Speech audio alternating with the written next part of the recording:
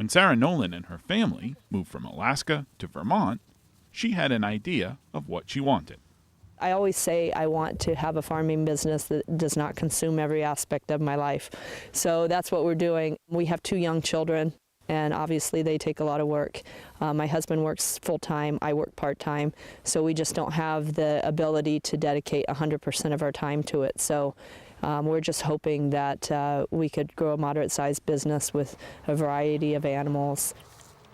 The Nolans moved here in 2010, hired a logger, and began the process of turning forest back into pasture.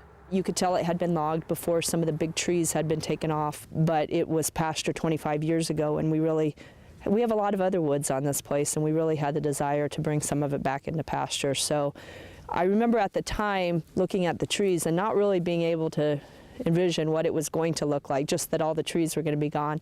And even then, as they started cutting them off, I kept going, okay, I still can't see, and then all of a sudden, all this open space. It was kind of neat to see that transformation. It wasn't until the loggers left that the real work could begin. It's, coming up here and digging things up by hand, bringing machinery up to get rid of some of the the new growth, because it will come back immediately. So by the next year, it's every year, every day, picking up a lot of brush just from the loggers. We had some good loggers, but there's always a little bit of a mess made. So going around, picking up all the brush, things like that, it's just very, very labor intensive. This state wants to grow trees, and the soils really like to grow trees. Dan Hudson is an agronomist with University of Vermont Extension. He's pleased with what the Nolans have done and how their work has progressed. They've done a lot of things right. They got the grasses out there rapidly as they could, and that kept a lot of the soil in place. They still had some challenges. They included animals in the process of reclaiming it, and the animals are browsing a lot of the regrowth and depositing manure, and that helps to get the soil biology working for them. I think they've chosen good grasses to include, and they worked hard. They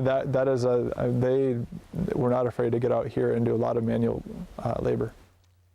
One of the gnarliest questions a landowner faces when reclaiming pasture is what to do with the stumps. There are pros and cons to stumping. We decided to not stump the whole thing because it's very expensive to get all the stumps removed, and then also it disturbs a lot of the topsoil that could be critical to getting that new grass established. So we opted to just stump a few areas that we felt were problem areas that we couldn't keep up with, and to leave the other stumps. Problem with leaving stumps is if you do want to mow and get rid of things like, let's say, blackberries or raspberries that seem to come in first, then it's nice to be able to mow after the animals have grazed it. Stumps make it very difficult to do that, so use an old mower.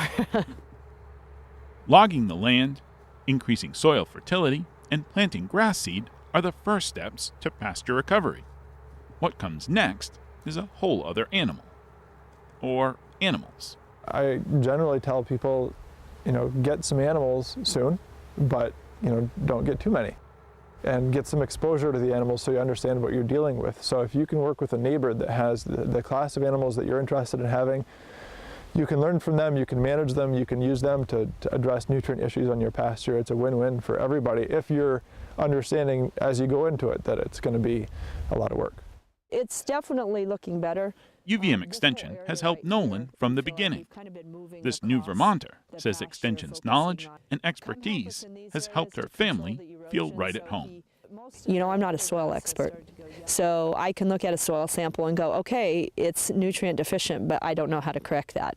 So the UVM Extension has been very helpful in helping me make decisions about what kind of seed to get, what kind of fertilization, if anything. We've also done a lot of pasture walks where people come and we walk around and I say, this is what we've done. And the people who come to the pasture walk say, hey, have you thought about doing this or that? Well, maybe I would do it this way. And I've learned a lot from that too. And those have all been sponsored by UVM Extension. So we've actually used UVM Extension a lot since we've been here. Like the saying goes, pasture wasn't built in a day. Nolan's advice for would-be farmers: take small bites. Start small and then grow from there. Ultimately, I just like to have a nice pasture that doesn't require as much maintenance, that we can put animals on, either our animals or somebody else's animals. In the beginning, I had these ideas of coming up here and having just this beautiful green pasture, no stumps, a few trees here and there, nice big maples to kind of make it really beautiful and scenic. And now I'm just, I'm just hoping to get it cleaned up. I know that this is going to take many years to look as good as I would like it to, but as long as I'm seeing progress every year, then I'm happy. Vermont's forests and fields are what give Vermont its identity. But it's an effort from farmers and foresters working together that makes Vermont's working landscape work. In Corinth, I'm Keith Silva with Across the Fence.